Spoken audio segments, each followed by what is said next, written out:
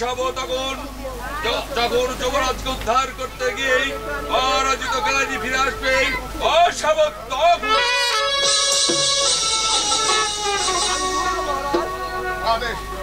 আমি মূর্খ মহারাজ, তাই কৃতজ্ঞতা জানাবার ভাষা আমার জানা নেই। ছুটে যাও অর্জুন, ছুটে যাও। শত্রুর কারাগার ধ্বংস করেই আমার অসীমকে মুক্তি করেই আকাশের বুকে উড়িয়ে দাও।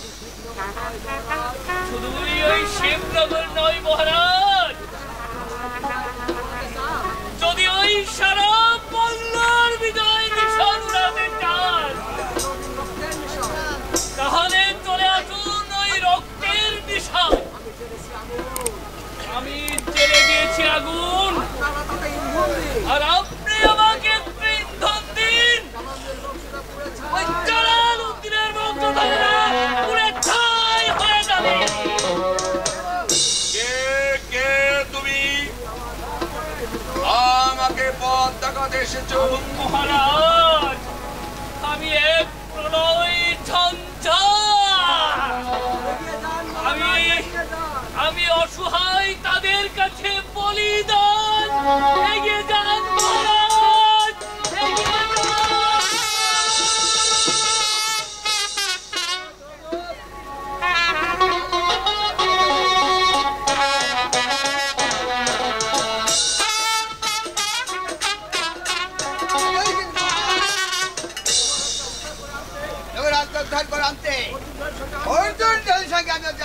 ছুড়ে যাও অর্জুন, ছুড়ে যাও।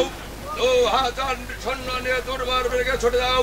সুলতান শক্তি স্তব্ধ ধূলিসাৎ করে আমার অসীম উদ্ধার করে নতুন সুলতান জাফর আহমেদকে জানিয়ে দাও, হিন্দুর শক্তি শত্রু দমনের কোনো ছিটই রইল না।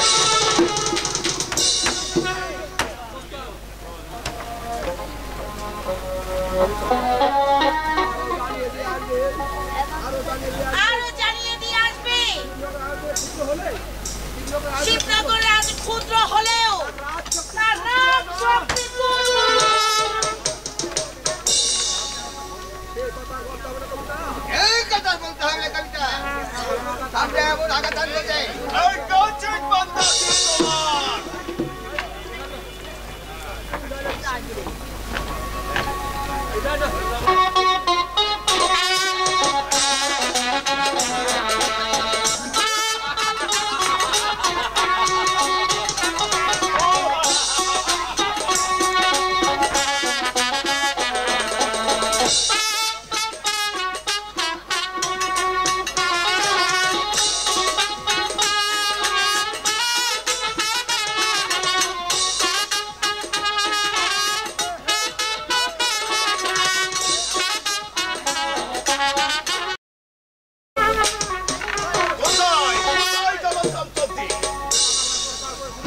সারা বাংলায় আমি তোলপাড় করে খুঁজে তাকে আমি পেলাম না।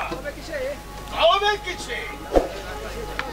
না না, এ কোথাও যায়নি। নিশ্চয় নিয়ামত তাকে লুকিয়ে রেখেছে, যেখানেই থাকুক না। সিংহ কোথায় কিনা আমি তাকে বাঁচতে দেব না। শামসুদ্দিন মরবে, মোহাম্মদ মরবে, জাফর কবরে যাবে।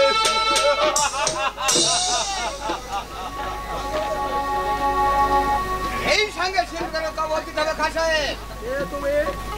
তুমি নগরের শত্রু এখানে কেন? ধরেন সচেতনে আপনাকে সতর্ক করে এলাম। ঝড় আসছে, ঝড়, কিন্তু শামসুদ্দিন না, রাজধানী সীমান্তে সৈন্য সমাবেশ করেছে। রাজা প্রতাপ নারায়ণ সে কি আমার বিরুদ্ধে যুদ্ধ করতে চায়? যদি কারাগার ভেঙে তার ছেলেকে উদ্ধার করতে চায়, আমার সুলতান সমাজ কিন্তু আমাকে যে হুঁশিয়ার করে দিয়েছ, বিনিময়ে আমরা তোমাকে তোজ বলে মেনে নেব। দেবনগরকে ধ্বংস করতে আপনার সর্বপ্রকাশে সাহায্য করব। কিন্তু চাই কি চাও তুমি? তাইবেন স্বপ্নের কবিতা। কবিতা? কে কে? রাজা প্রতাপ নারায়ণের আশ্রিত হিন্দু যুবতী নারী রাজা রসিক কুমার তার ছেলে বাধা না দিলেই সে হচ্ছে আমার অঙ্গলক্ষ্মী। তাকে পাবে, বাবু আর তোর সঙ্গে পাবে এই শিবনগর রাজ্য। যদি সুলতান শামসুদ্দিনকে খুঁজে বের করতে পারে।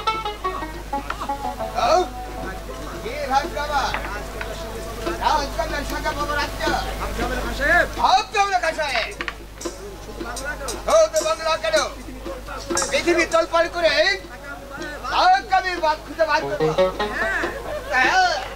আবার এই রাজাদের কথা যে কেউ জানতে না পারে, ওরাও জানতে পারবে না।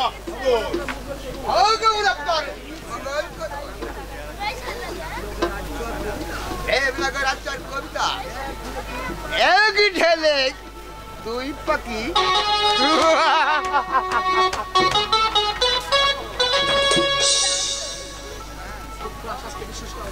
শুক্রাচাপকে বিশ্বাস করা যায়, কিন্তু শয়তান হিন্দু গণকে নয়।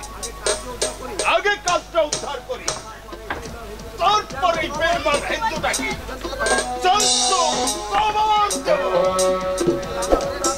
কিন্তু রাজা প্রতাপ নারায়ণ আজ রাজধানী আক্রমণ করে।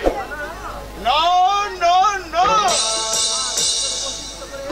তার পুত্রকে বশীভূত করে এই হিন্দুটাকে আমার হাতের মুঠোর মধ্যে নেব। এমন করে একের পর এক বাংলার 12 ভাইয়াকে বশে আনতে পারলে এই কণ্ঠে আমি রাজত্ব করতে পারব না। জাফর খাকে খুন করবার পর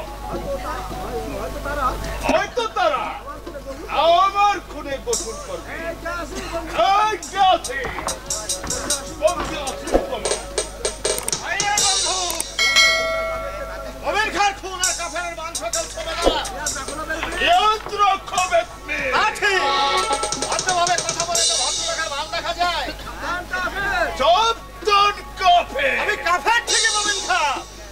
কিন্তু তোমার মতো জানোয়ার নয়।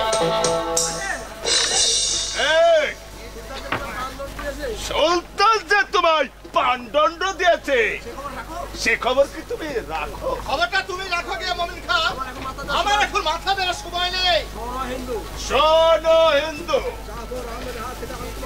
জাফর আহমদের হাত থেকে তোমায় আমি বাঁচিয়ে দিতে পারি। শর্ত নিশ্চয় একটা আছে। হ্যাঁ, নিশ্চয় আছে।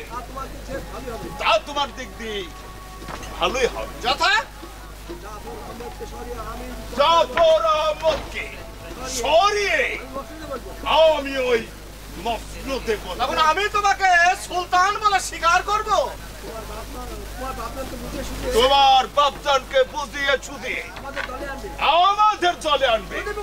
যদি মুক্তি পাই খোদার নামে শপথ করে বলো। আমি ঈশ্বরের নামে শপথ করে বলছি মোমিন খান, মুক্তির পর আমি তোমাকে সন্তান বলে না, তোমাকে আমি বেঈমান বলে জবাই করব। এত দূর আদেশ করুন জনাব।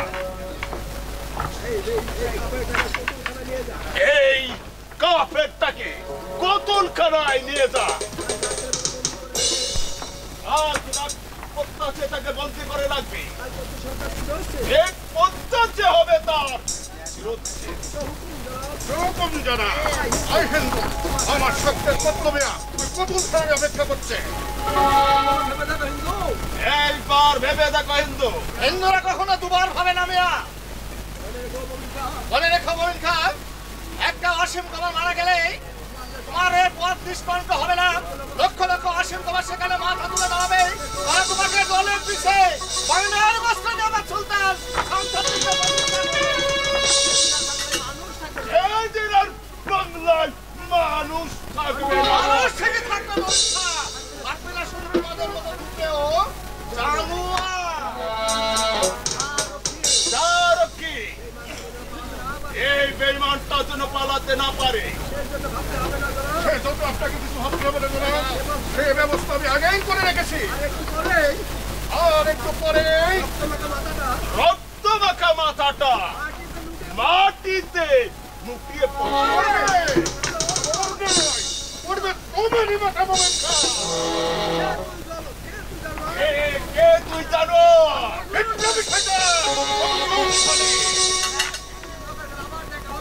ওই শিবনগরে গেলে আবার দেখাবে মোমিন খান।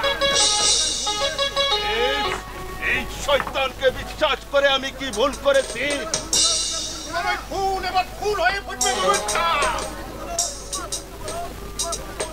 তোমার প্রভুকে বলে দিও, আজ থেকে রাজা প্রতাপপুর এই রাজ্যে কোনো কর দেবে না। আজ থেকে শিবনগর রাজ্য স্বাধীন। এই স্বাধীন রাজ্যে যে হামলা করার চেষ্টা করবে তার দিকে তারপরে তুলে আমি হাত বাজাবো। কথাটা হলো মনে শয়তানকে গ্রেফতার কর। আর আগেই তোমাকে মরতে হবে মোমিন খান। একই বলছেন যারা ওদের শিবনগরের রাজপুত্রকে ছিনিয়ে নিয়ে গেল। তাই তোকে সাজা দিয়ে ওদেরকে সাজা দিতে হবে। ওদেরই পাওনা ওদের মাথায় কাঁঠাল ভেঙে ভক্তি করা কম কথা। মহামান্য বঙ্কেশ্বরের সামনে পয়জরের নপর আমাকে অপমান করে। সম্মান করেনি মোমিন খান। তুমি করেছো প্রভুর সঙ্গে বেঈমানি, আমি করেছি দাদার সঙ্গে নিমুখ হারামি। জাফর বলে শুধু আমাদের অপমানই করছে, বাইরে গেলে রোজেরা থুতু দেবে। ওদের আমি কত করবো জানা। পারলে দুশ্মনকে হত্যা করতে বুঝতাম বাহাদুরি। মোমিন খান বীরত্বের প্রমাণ আপনি পাবেন জনাব। ওই শিবনগরের মুখে রক্ত দরিয়া বয়ে দিয়ে রাজা আর তার ছেলে প্রতাপ নারায়ণকে বেঁধে যদি না আনতে পারি পিতায় আমি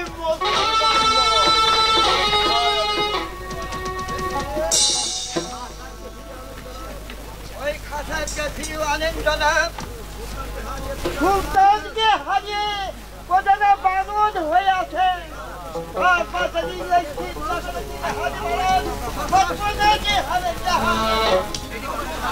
শিবনগর জাহান্নামে যান। হায়দারের কথা কিছু বলতে পারিস? পারি পারি জনাব, দেখে দেখে আজ চিরা চাই না জনাব। ভাবি কেমন আছে রে? করে পারি বাদিগিরি করে আজ কত সুখে থাকিতে ইয়াসিন! মোহাম্মদ খিদে জ্বালায় ওই দোকানে একটু দূর হ বেয়াদব! আমি ওসব শুনতে চাই না। হায়দার মরুন, মোহাম্মদ শুকিয়ে যাক,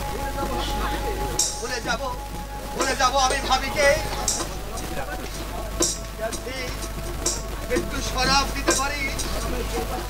ওই সদাবের চৌকাথায় ডুব গেলে আপনার মনের খুঁজে মিটবে না জনাব। ইয়াসিন!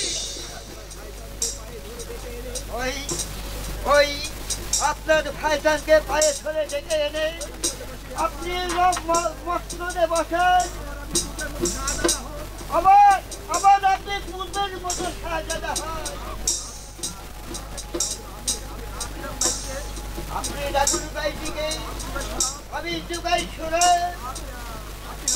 আপনি হাজুর দানি খুলে আমি যে আনন্দই হাত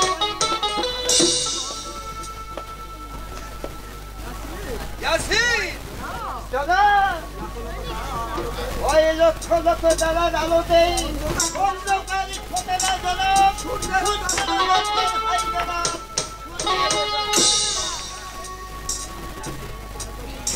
ইয়াসিনও আমাকে এত তুচ্ছ মনে করে? আমি কি সুলতান হবার অযোগ্য? কিন্তু ওকে ভাইজান, রুক্ষ চুল, জীর্ণ বেশ, জীবন্ত একটা কঙ্কাল, ওকে আমি হাজার হাজার বাদী যার হুকুম তাবিজ করত, সে এখন পরের ঘরের বাদী।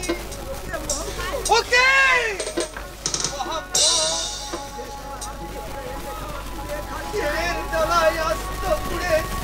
একটু খাবার কুড়িয়ে খাচ্ছে।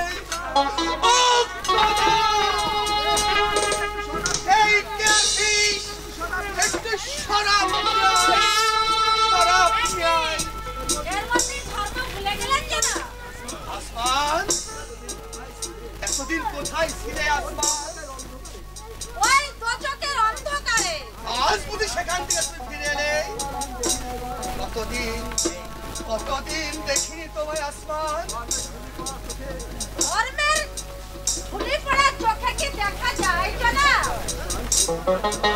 একটা গান শোনাবে আসমান?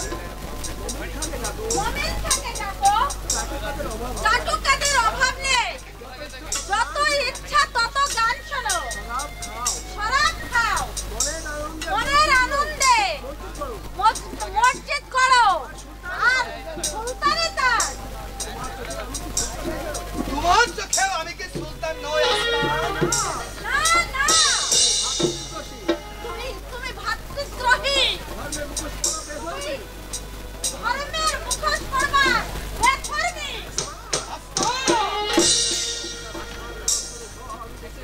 আসমানের অন্তরে ঝড় উঠেছে, সেই অশান্ত ফুর্তির ভয়ে তার দিল বাগিচায় থেকে খান খান হয়ে গেছে।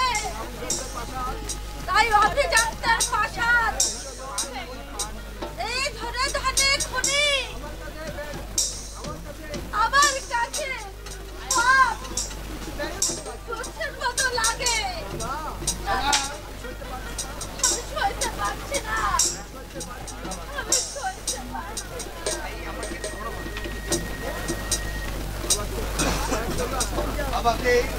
আমাকে তুমি ত্যাগ করবে আসমান?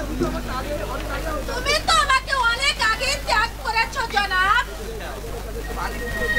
সেদিন ভাইজানের কাছে তোমার দেশ চরিত্রের কলঙ্ক আমি নেপন করি, তার জন্য আমি অনুতপ্ত আসমান।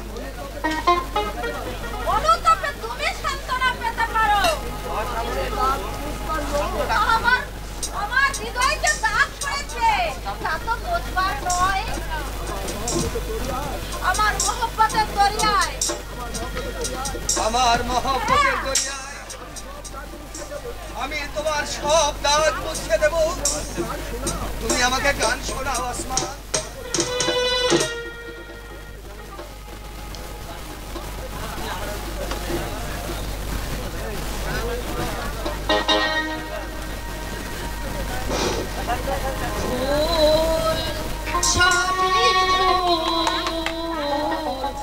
ভুল সবই ভুল আরে পাতায়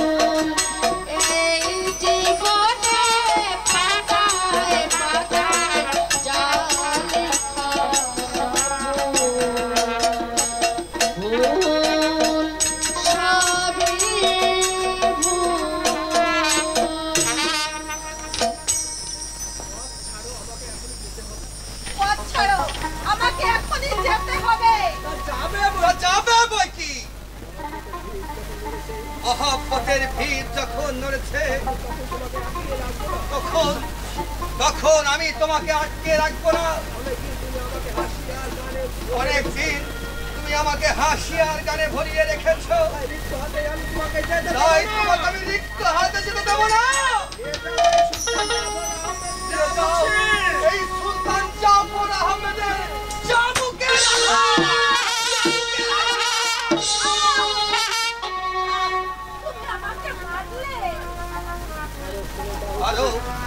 আরো তুমি শুনে যাও,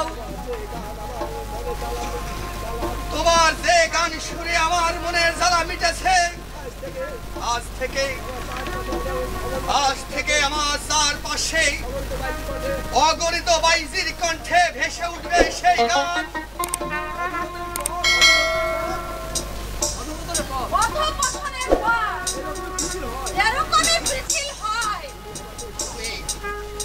তুমি আমাকে ভাতৃত্ব মিথ্যে রূপেই দেখেছো, এইবার আমি তোমাকে দেখাবো আমার আরেক রূপ দেখাবো। অধঃপতনের ফলে মানুষ কত ভয়ঙ্কর,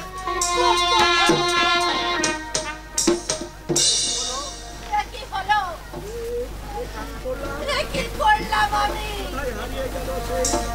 কোথায় হারিয়ে গেল আমার